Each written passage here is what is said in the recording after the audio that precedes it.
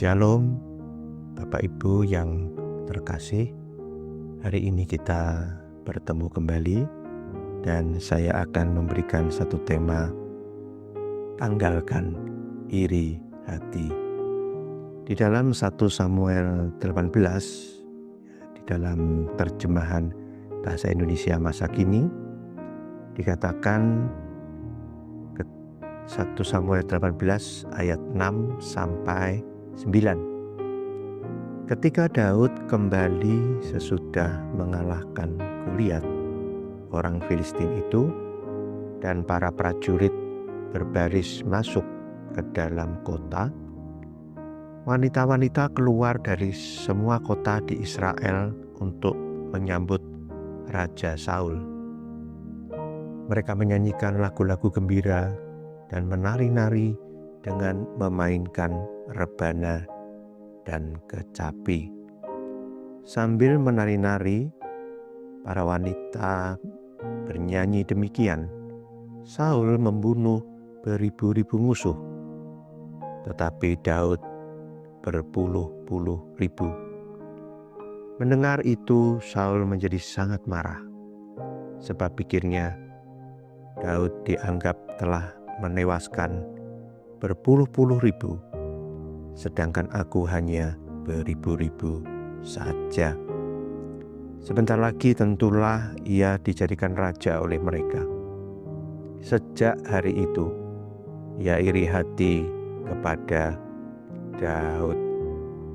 Bapak Ibu yang terkasih,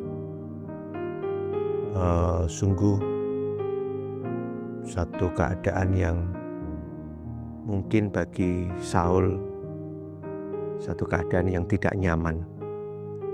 Dia seorang raja, dia seorang yang juga pahlawan perang yang hebat. Tetapi pada hari itu, orang-orang pada memuji-muji bukan Saul, tetapi memuji-muji Daud. Inilah yang akhirnya membuat Saul itu iri hati. Dia takut kalau suatu ketika tahtanya akan diberikan kepada Daud. Sebenarnya kalau kita mau berpikir secara logis, Saul itu sudah punya segalanya. Dia punya kekuasaan, dia punya nama besar, bahkan dia adalah seorang raja. Kalau dibandingkan dengan Daud pada waktu itu, Daud itu bukan siapa-siapa. Dia adalah anak Isai, seorang penggembala, seorang yang miskin, ya, dan tidak bisa sebenarnya dibandingkan. Namun Saul terjebak. Dia akhirnya jatuh kepada dosa iri hati. Dan itulah yang akhirnya membuat Saul itu membenci Daud. Dan kalau kita lihat cerita selanjutnya, sampai pernah 2 kali Saul ingin membunuh Daud. Nah, Bapak Ibu sekalian, cerita ini menggambarkan bahwa iri hati itu betul-betul amat merusak hati seseorang. Karena itu, pada hari ini saya ingin mengingatkan kepada kita semua, apakah hari-hari ini ketika saudara sedang melihat temanmu, melihat mungkin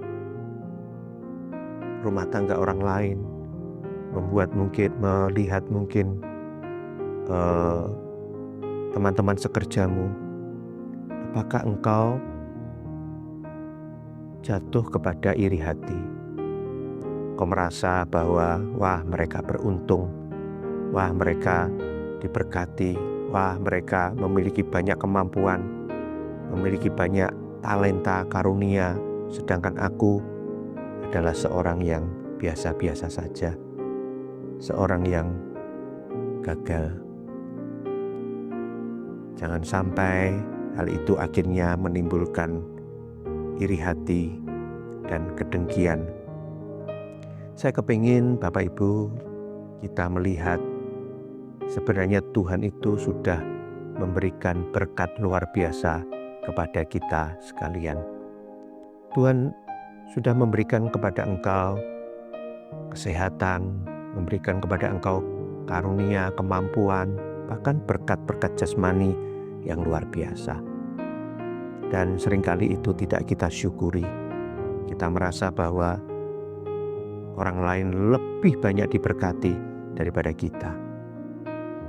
Pada hari ini saya kepingin menyadarkan, syukuri apa yang ada padamu dan jangan selalu membandingkan dirimu dengan orang lain. Hal itu akan membuat engkau jatuh kepada dosa iri hati dan akhirnya membuat kehidupanmu semakin menjadi kacau. Kita syukuri apa yang kita miliki dan kita mau kerjakan dengan sungguh-sungguh. Semua yang bakat, talenta, karunia, kemampuan yang kita miliki, mari kita mengerjakannya dengan sungguh-sungguh di hadapan Tuhan. Dan percayalah, engkau akan dicukupi oleh Tuhan dan engkau tidak akan pernah kekurangan. Nikmati hidup ini dengan penuh ucapan syukur dan percayalah Tuhan memberkati saudara sekalian. Selamat malam, Tuhan memberkati. Shalom.